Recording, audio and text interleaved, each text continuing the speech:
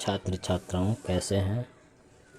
मैं डॉक्टर धर्मेंद्र कुमार राम, सहायक प्राचार्य इतिहास, लक्ष्मी नारायण रामेश्वर संस्कृत महाविद्यालय, जयदेव पट्टी, दरभंगा।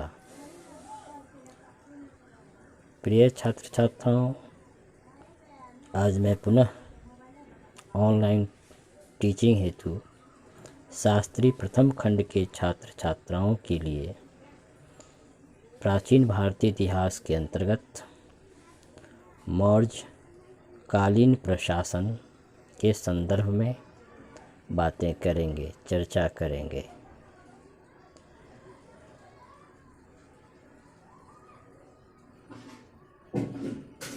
बच्चों, मौर्य प्रशासन के इतिहास को जानने के लिए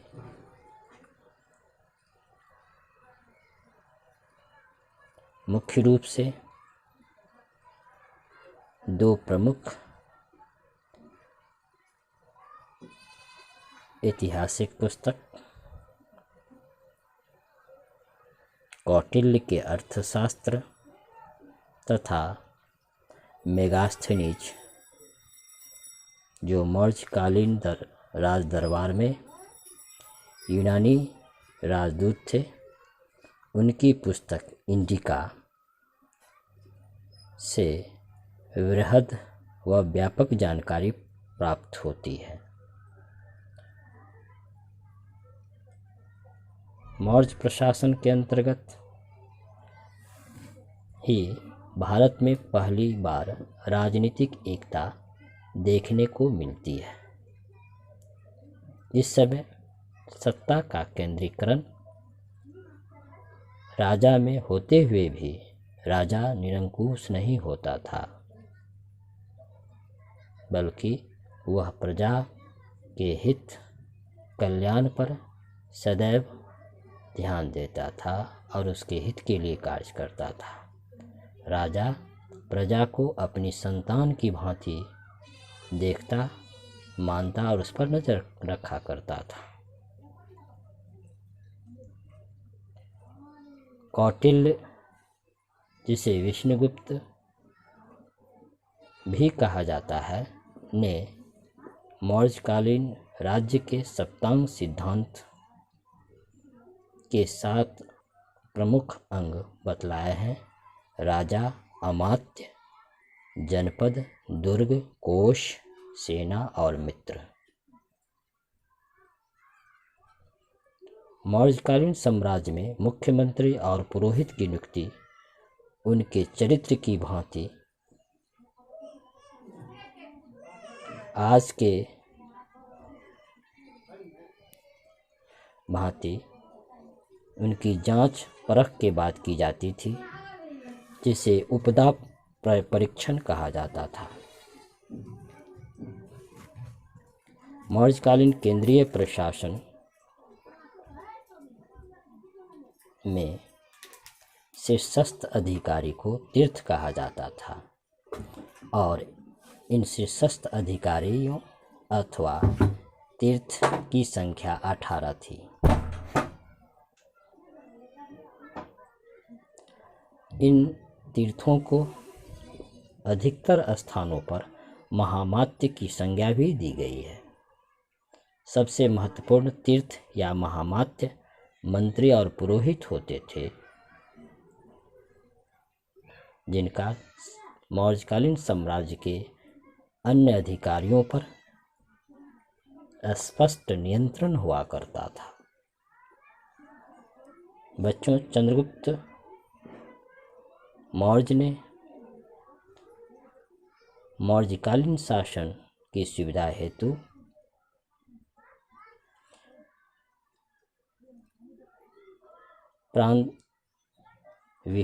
अपने विशाल साम्राज्य को कई प्रांतों में विभाजित किया और ये प्रांत इस समय चक्र कहलाते थे। प्रांतीय प्रशासन या इन प्रांतों का शासन सीधे सम्राट द्वारा नियंत्रित न होकर उसके प्रतिनिधि द्वारा संचालित होता था। अशोक के समय इन प्रांतों की संख्या 4 से बढ़कर 5 हो गई। प्रांतों का शासक राजवंशीय कुमार या आर्यभट्ट नामक पदाधिकारियों द्वारा किया जाता था। अशोक मौर्य साम्राज्य के सिंहासनारूढ़ होने से पूर्व उत्तरापथ तथा अवंती का कुमार रह चुका था।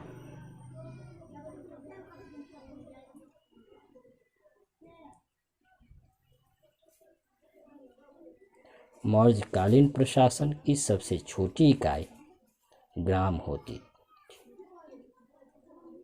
इस समय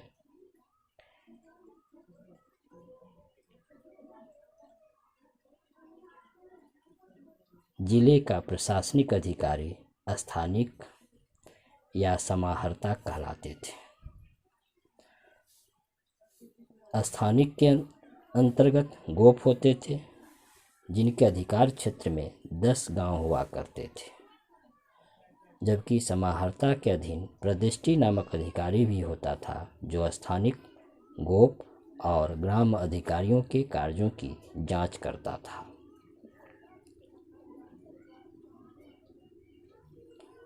अशोक के अभिलेख में युक्त का उल्लेख मिलता है। इन अधिकारियों के माध्यम से केंद्र और स्थानीय शासन के बीच संपर्क बनाए रखने का कार्य होता था।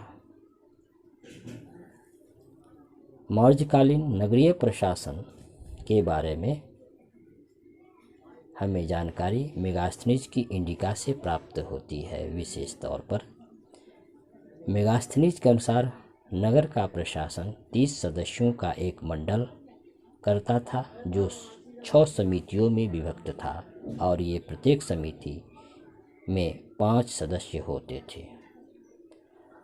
प्रथम समिति उद्योग और शिल्प से संबंधित होते थे।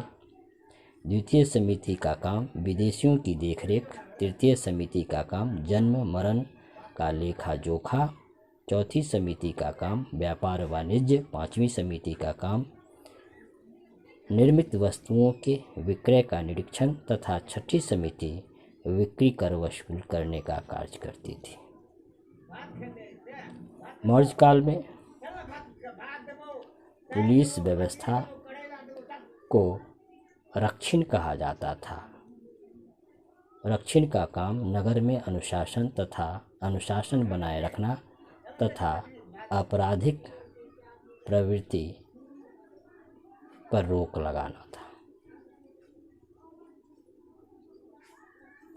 यूनानी स्रोतों से ज्ञात होता है कि मौर्य काल में 3 प्रकार के प्रमुख अधिकारी होते थे। एग्रोनोमी, जिसे जिलाधिकारी या मार्ग निर्माण का एक विशेष अधिकारी कहा जाता था। एंटीनोमोई, नगर आयुक्त और सैनिक अधिकारी। अशोक के अभिलेख में कुछ अन्य अधिकारियों का भी वर्णन मिलता है, जैसे राजुक, प्रादेशिक, महामात्र, प्रतिवेदक इत्यादि। मौर्य साम्राज्य की सबसे छोटी प्रशासनिक इकाई गांव थी, जिसका प्रधान ग्रामिक कहलाता था और ये राजकीय कर्मचारी तो नहीं होते थे, लेकिन उसका निर्वाचन जनता द्वारा किया जाता था। बच्चों, अब हम लोग मौर्यकालीन प्रशासन के अंतर्गत उसकी सैन्य व्यवस्था को देखेंगे। सेना के संगठन हेतु कई सैन्य विभाग थे, जो 6 समितियों में विभक्त था। मेगास्थनीज के अनुसार प्रत्येक समिति में 5 सदस्य होते थे। ये समितियां सेना के 5 विभागों की देखरेख करती थी: पैदल सेना, अश्व सेना, हाथी, रथ तथा नौसेना। सैनिक प्रबंध की देखभाल करने वाला अधिकारी अंतपाल कहलाता था और यह सीमांत क्षेत्रों का व्यवस्थापक भी था। प्लिनी के अनुसार चंद्रगुप्त मौर्य के पास 6 लाख पैदल, 50,000 अश्वारोही, 9,000 हाथी तथा 800 रथों से सुसज्जित विराट सेना थी। बच्चों, अब मौर्य प्रशासन के अंतर्गत हम लोग उसकी न्याय व्यवस्था के बारे में चर्चा करेंगे। मौर्य सम्राट सर्वोच्च तथा अंतिम न्यायालय और न्यायाधीश होता था। मौर्य न्याय व्यवस्था कठोर थी। न्याय का उद्देश्य सुधारवादी न होकर आदर्शवादी था। मौर्यकालीन न्याय व्यवस्था में सबसे छोटी न्यायालय ग्राम सभा कहलाती थी, जहां ग्रामणी तथा ग्राम वृद्ध अपना निर्णय देते थे। ग्रामणी के ऊपर क्रमशः संग्रहण, द्रोणमुख, स्थानीय और जनपद के न्यायालय होते थे। कौटिल्य की रचना अर्थशास्त्र में हमें दो प्रकार के न्यायालय का वर्णन मिलता है। पहला धर्मस्थीय न्यायालय और दूसरा कंटक शोधन न्यायालय। धर्मस्थीय न्यायालय नागरिकों के पारस्परिक विवादों का निपटारा करते थे। इन्हें दीवाने अदालत कहा जाता था। चोरी, डकैती, लूट के मामले, जिन्हें साहस कहा जाता था, धर्मस्थीय न्यायालय के अंतर्गत पेश होते थे।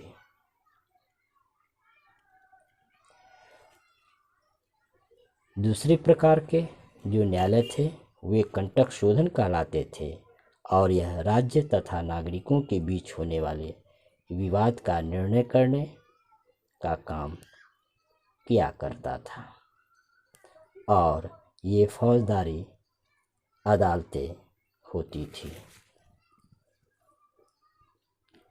व्यवहारिक महामात्र को नगर न्यायाधीश, जनपद न्यायाधीश को रज्जुक कहा जाता था। प्रदिष्टि फौजदारी के मामलों का, जैसे मारपीट, हत्या, चोरी इत्यादि का निपटाने का कार्य करता था। चाणक्य के अनुसार मौर्य शासन व्यवस्था के 4 मुख्य अंग थे: धर्म, व्यवहार, चरित्र और राज शासन। कौटिल्य ने 3 प्रकार के अर्थदंडों का उल्लेख किया है: पूर्व साहस, मध्यम साहस, उत्तम साहस। मौर्य कालीन प्रशासन में गुप्तचर व्यवस्था एक अद्भुत व्यवस्था थी और यह गुप्तचर विभाग एक अलग विभाग जो अमात्य के अधीन रखा जाता था, जिसे महामात्यापसर्प कहा जाता था। कौटिल्य के अर्थशास्त्र में गुप्तचरों को गूढ़ पुरुष कहा गया है। मौर्य प्रशासन में 2 प्रकार के गुप्तचर होते थे: संस्था और संचार। संस्था वैसे गुप्तचर होते थे जो एक ही स्थान पर संस्थाओं में संगठित होकर कार्य करते थे, जबकि संचार वैसे गुप्तचर होते थे जो एक स्थान से दूसरे स्थान पर भ्रमण करते हुए कार्य करते थे।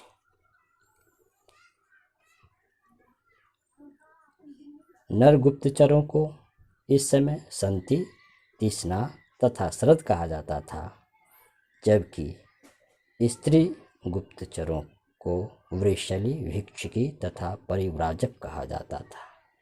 तो बच्चों, आज हम लोग मौर्य कालीन प्रशासन के अंतर्गत उसके केंद्रीय प्रशासन, प्रांतीय प्रशासन, सैन्य व्यवस्था, न्याय व्यवस्था, उसकी गुप्तचरी व्यवस्था पर चर्चा की। निश्चित तौर पर मौर्य प्रशासन